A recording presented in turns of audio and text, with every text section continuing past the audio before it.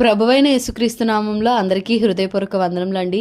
దినవృత్తాంతములు 2వ గ్రంథము 23వ అధ్యాయము. అంతటా 7వ సంవత్సరమందు యెహోయాదా ధైర్యము తెచ్చుకొని శతాధిపతులతోనూ యెరోహాము కుమారుడైన అజర్యాతోనూ యెహోహానాను కుమారుడైన ఇష్మాయేలుతోనూ ఓబేదు కుమారుడైన అజర్యాతోనూ అదాయా కుమారుడైన మయషేయాతోనూ జిక్రీ కుమారుడైన ఎలీషాపాతుతోనూ నిబంధన చేయగా వారు యూదా దేశమందంతటను సంచరించి యూదావారి పట్టణములన్నిటిలో నుండి లేవీయులను ఇశ్రాయేలీల పితరుల ఇండ్ల పెద్దలను సమకూర్చి యెరూషలేమునకు తోడుకొని వచ్చిరి.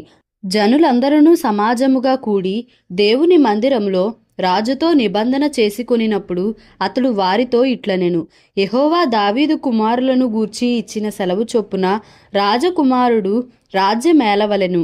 కాబట్టి మీరు చేయవలసినదేమనగా, మీలో యాజకులైన వారేమి లేవీయులైన వారేమి విశ్రాంతి దినమున లోపల ప్రవేశించువారు 3 భాగములై ఒక భాగము ద్వారపాలకులుగా ఉండవలెను, ఒక భాగము రాజనగరునొద్ద ఉండవలెను, ఒక భాగము పునాది గుమ్మమునొద్ద ఉండవలెను. జనులందరూ యెహోవా మందిరపు ఆవరణములలో ఉండవలెను. యాజకులను లేవీయులలో పరిచారము చేయువారును తప్ప యెహోవా మందిరము లోపలికి మరి ఎవరునూ రాకూడదు. వారు ప్రతిష్ఠింపబడిన వారు గనుక వారు లోపలికి రావచ్చును గాని జనులందరూ యెహోవా ఇచ్చిన ఆజ్ఞ చొప్పున బయట ఉండవలెను. లేవీయులందరూ తమ తమ ఆయుధములను చేత పట్టుకుని రాజు చుట్టూను ఉండవలెను. మందిరము లోపలికి మరి ఎవరైనను వచ్చిన ఎడల ఆ వచ్చిన వారికి మరణశిక్ష విధించుడి. రాజు లోపలికి వచ్చునప్పుడేమి బయటికి వెళ్ళునప్పుడేమి మీరు అతనితో కూడా ఉండవలెను.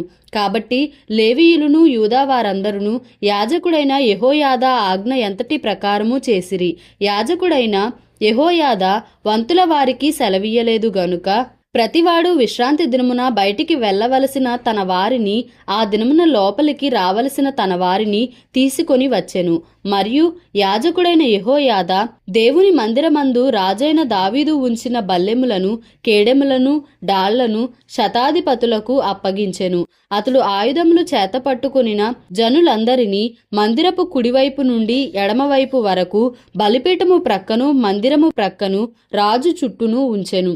అప్పుడు వారు రాజకుమారుని బయటికి తోడుకొని వచ్చి అతని మీద కిరీటముంచి ధర్మశాస్త్ర గ్రంథమును అతని చేతికిచ్చి అతనికి పట్టాభిషేకము చేసిరి. యెహోయాదాయును అతని కుమారులను అతనిని అభిషేకించి రాజు చిరంజీవి అగునుగాక యనిరి. పరుగులెత్తుచు రాజును కొనియాడుచూ ఉన్న జనులు చేయు ధ్వని అతల్యా విని యెహోవా మందిరమందున్న జనుల యొద్దకు వచ్చి ప్రవేశ స్థలము దగ్గరనున్న అతనికి ఏర్పాటైన స్తంభమునొద్ద రాజు నిలువబడి ఉండుటయు అధిపతులను బోరలు ఊదువారును రాజునొద్ద నుండుటయు దేశపు జనులందరూ సంతోషించుచు బూరలతో నాదములు చేయుచుండుటయు గాయకులను వాద్యములతో స్తుతిపాటలు పాడుచుండుటయు చూచి వస్త్రములు చింపుకొని ద్రోహము ద్రోహమని అరచెను. అప్పుడు యాజకుడైన యెహోయాదా యెహోవా మందిరములో ఆమెను చంపవలదు, ఆమెను పంక్తుల అవతలకు తీసుకొని వెళ్ళి ఆమె పక్షము పూనువారిని కత్తిచేత చంపుడని సైన్యము మీదనున్న శతాధిపతులకు ఆజ్ఞ ఇచ్చెను. కాబట్టి వారు ఆమెకు దారి ఇచ్చి రాజనగరునొద్దనున్న గుర్రపు గుమ్మము యొక్క ప్రవేశ స్థలమునకు ఆమె వచ్చినప్పుడు వారు ఆమెను అక్కడ చంపివేసిరి. అప్పుడు యెహోయాదా జనులందరూ యెహోవా వారై ఉండవలెనని జనులందరితోనూ రాజుతోనూ నిబంధన చేసెను. అంతటా జనులందరూ బయలుదేవత యొక్క గుడికి పోయి దాని పడగొట్టి బలిపీఠములను విగ్రహములను తుత్తునియలుగా విరుగగొట్టి బయలు యాజకుడైన మత్తానును బలిపీఠముల ముందర చంపిరి.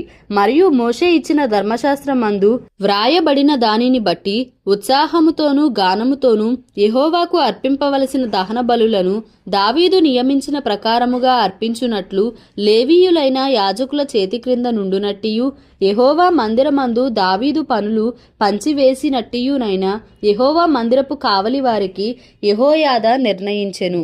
యెహోవా మందిరములోనికి దేనిచేతనైనను అంటు తగిలిన వారు ప్రవేశింపకుండునట్లు అతడు ద్వారముల యొద్ద ద్వారపాలకులను ఉంచెను.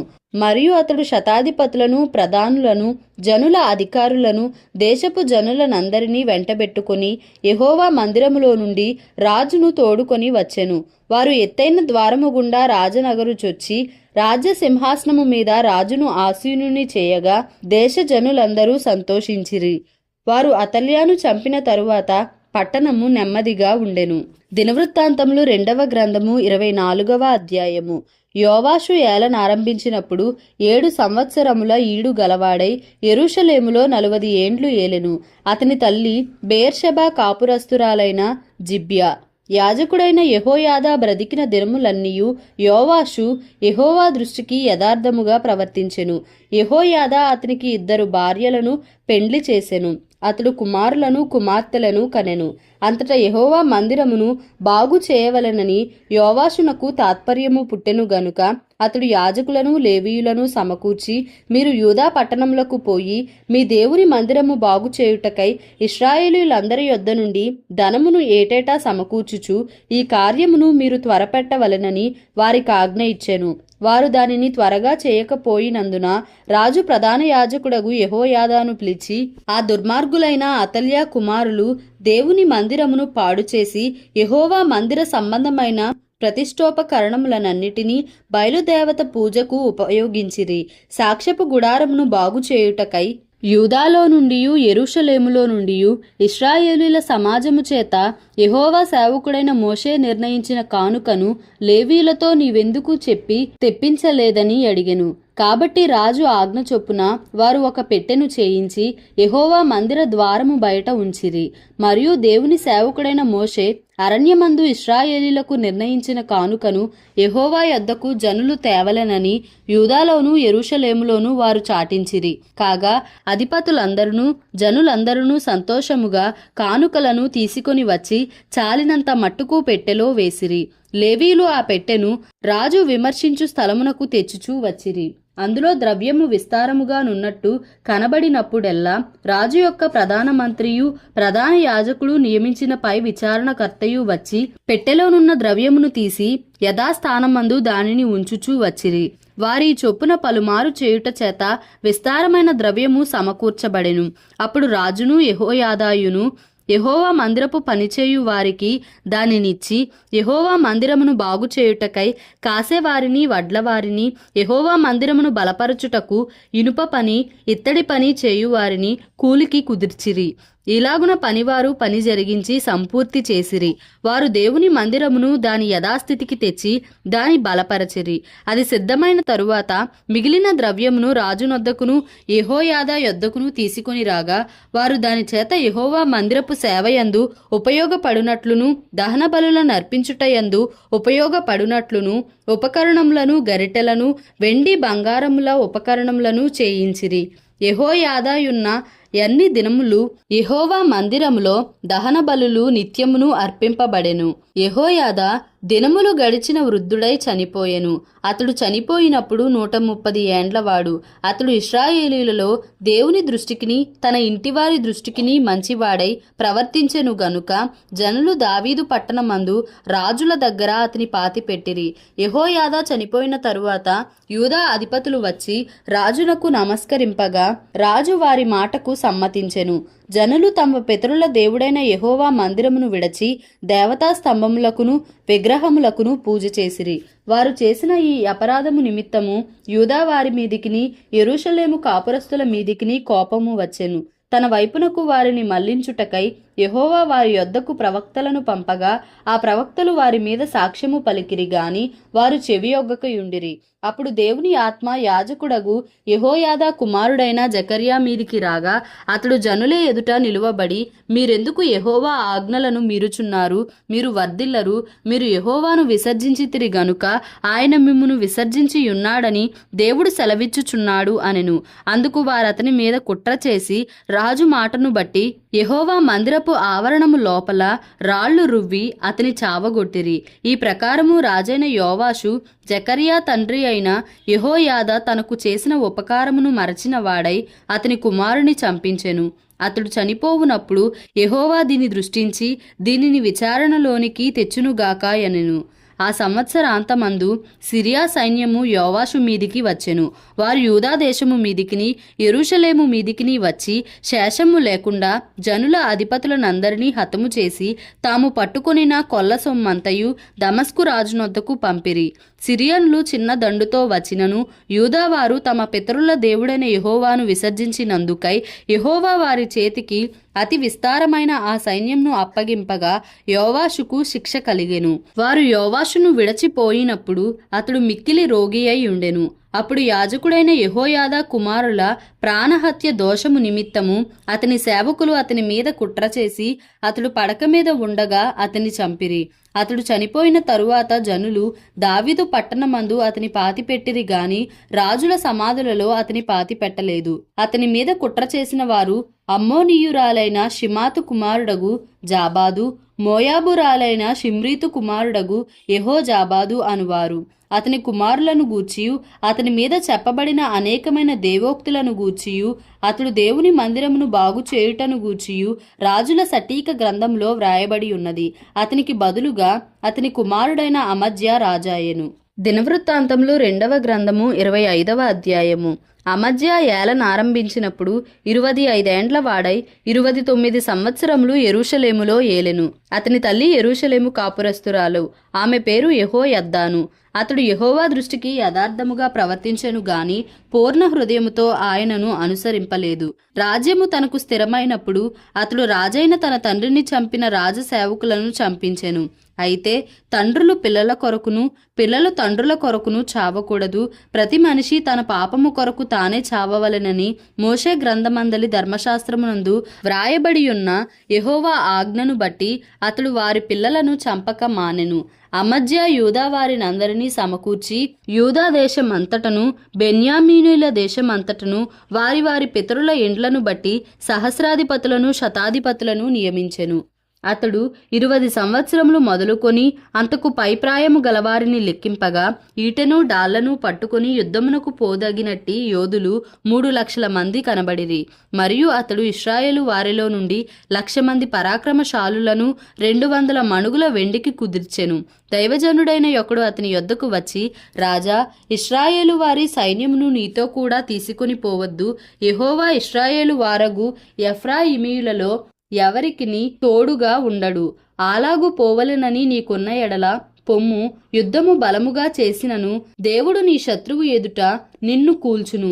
నిలువబెట్టుటయు పడవేయుటయు దేవుని వశమే గదా అని ప్రకటింపగా అమజ్యా దైవజనుని చూచి, ఇశ్రాయేలు వారి సైన్యమునకు నేనిచ్చిన 200 మణుగుల వెండికి ఏమి చేసేదమని అడిగినందుకు దీనికంటే మరి అధికముగా యెహోవా నీకు ఇయ్యగలడని ఆ దైవజనుడు ప్రత్యుత్తరమిచ్చెను. అప్పుడు అమజ్యా ఎఫ్రాయిములో నుండి తన యొద్దకు వచ్చిన సైన్యమును వేరుపరచి మీ ఇండ్లకు తిరిగి వెళ్ళుడని వారికి సెలవిచ్చెను. అందుకు వారి కోపము యూదా వారి మీద బహుగా రగులు కొనెను. వారు ఉగ్రులై తమ ఇండ్లకు తిరిగిపోయిరి. అంతటా అమజ్యా ధైర్యము తెచ్చుకొని తన జనులతో కూడా బయలుదేరి ఉప్పు పల్లపు స్థలమునకు పోయి షేయిరు వారిలో 10,000 మందిని హతము చేసెను. ప్రాణముతోనున్న మరి 10,000 మందిని యూదావారు చెరపట్టుకొని వారిని ఒక పేటు మీదికి తీసుకొని పోయి ఆ పేటు మీద నుండి వారిని పడవేయగా వారు తుత్తినీలైపోయిరి. అయితే తనతో కూడా యుద్ధమునకు రావద్దని అమజ్యా తిరిగి పంపివేసిన సైనికులు షోమ్రోను మొదలుకొని బేత్ హోరోను వరకు ఉన్న యూదా పట్టణముల మీద పడి వారిలో 3,000 మందిని హతము చేసి విస్తారమైన కొల్లసొమ్ము పట్టుకొని పోయి అమజ్యా ఎదోమీయులను ఓడించి తిరిగి వచ్చిన తరువాత అతడు షేయిరు వారి దేవతలను తీసుకొని వచ్చి తనకు దేవతలుగా నిలిపి వాటికి నమస్కరించి ధూపము వేసెను. అందుకొరకు యెహోవా కోపము అమజ్యా మీద రగులుకొనెను. ఆయన అతని యొద్దకు ప్రవక్తను ఒకని పంపగా అతడు, నీ చేతిలో నుండి తమ జనులను విడిపింప శక్తిలేని దేవతల యొద్ద నీవెందుకు విచారణ చేయుదు అని అమజ్యాతో ననెను. అతడు అమజ్యాతో మాట్లాడుచుండగా రాజు అతని చూచి, నీవు రాజు యొక్క ఆలోచనకర్తలలో ఒకడవైతివా?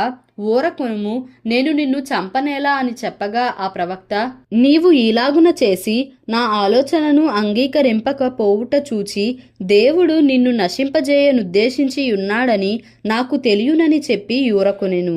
అప్పుడు యూదా రాజైన అమజ్యా ఆలోచన చేసుకొని, రమ్ము, మనము ఒకరి ముఖమును ఒకరము చూచుకొందమని యెహూకు పుట్టిన యెహోయాహాజు కుమారుడును ఇశ్రాయేలు రాజునునైన యెహోయాషు నొద్దకు వర్తమానము పంపెను. కాగా ఇశ్రాయేలు రాజైన యెహోయాషు యూదా రాజైన అమజ్యాకు ఇలాగు తిరుగా వర్తమానము పంపెను, నీ కుమార్తెను నా కుమారునికిమ్మని లెబానోనులోనున్న ముండ్ల చెట్టు లెబానోనులోనున్న దేవదారు వృక్షమునకు వర్తమానము పంపగా లెబానోనులో సంచరించు ఒక దుష్ట మృగము ఆ ముండ్ల చెట్టును త్రొక్కివేసెను. నేను ఎదోమీయులను ఓడించితిని గదా అని నీవనుకొనుచున్నావు. నీ హృదయము నీవు గర్వించి ప్రగల్భములాడునట్లు చేయుచున్నది. ఇంటి యొద్ద నిలిచియుండుము. నీవు నా జోలికి వచ్చి కీడు తెచ్చుకొనుట ఎందుకు? నీవును నీతో కూడా యూదావారును అపజయముందుట ఎందుకు? జనులు ఎదోమీయుల దేవతల యొద్ద విచారణ చేయుచు వచ్చిరి గనుక వారి శత్రువుల చేతికి వారు అప్పగింపబడినట్లు దేవుని ప్రేరణ వలన అమజ్య ఆ వర్తమానమును అంగీకరింపకపోయెను. ఇశ్రాయేలు రాజైన యెహోయాషు బయలుదేరగా యూదా దేశమునకు చేరిన బేత్షెమెషులో అతడును యూదా రాజైన అమజ్యాయును ఒకరి ముఖము ఒకరు చూచుకొనిరి. యూదావారు ఇశ్రాయేలు వారి ఎదుట నిలువలేక ఓడిపోగా ప్రతివాడును తన గుడారమునకు పారిపోయెను. అప్పుడు ఇశ్రాయేలు రాజైన యెహోయాషు యెహోయాహాజునకు పుట్టిన యోవాషు కుమారుడును యూదా రాజునైన అమజ్యాను బేత్షెమెషులో పట్టుకొని యెరూషలేమునకు తీసుకొని వచ్చి యెరూషలేము ప్రాకారమును ఎఫ్రాయిము గుమ్మము మొదలుకొని మూల గుమ్మము వరకు 400 మూరల పొడుగున పడగొట్టెను. అతడు దేవుని మందిరములో ఓబేదొదోము నొద్దనున్న వెండి అంతయు బంగారం అంతయు ఉపకరణములన్నీయు రాజు నగరునందున్న సొమ్మును కుదువ పెట్టబడిన వారిని తీసుకొని షోమ్రోనునకు తిరిగి వెళ్ళెను. ఇశ్రాయేలు రాజును యెహోయాహాజు కుమారుడునైన యెహోయాషు మరణమైన తరువాత యూదా రాజును యోవాషు కుమారుడునైన అమజ్య 15 సంవత్సరములు బ్రతికెను. అమజ్య చేసిన ఇతర కార్యములు యూదా ఇశ్రాయేలు రాజుల గ్రంథమందు వ్రాయబడి ఉన్నవి. అమజ్య యెహోవాను అనుసరించుట మానివేసిన తరువాత జనులు యెరూషలేములో అతని మీద కుట్ర చేయగా అతడు లాకీషునకు పారిపోయెను. అయితే వారు అతని వెనుక లాకీషునకు మనుషులను పంపి అతని అక్కడ చంపి గుర్రముల మీద అతని శవము ఎక్కించి తీసుకొని వచ్చి యూదా పట్టణమందు అతని తండ్రుల యొద్ద అతని పాతిపెట్టిరి. దేవుడి పరిశుద్ధ వాక్యమును మన వినికిడిలో దీవించి ఆశీర్వదించునుగాక. Amen. Please like, share and subscribe for more videos.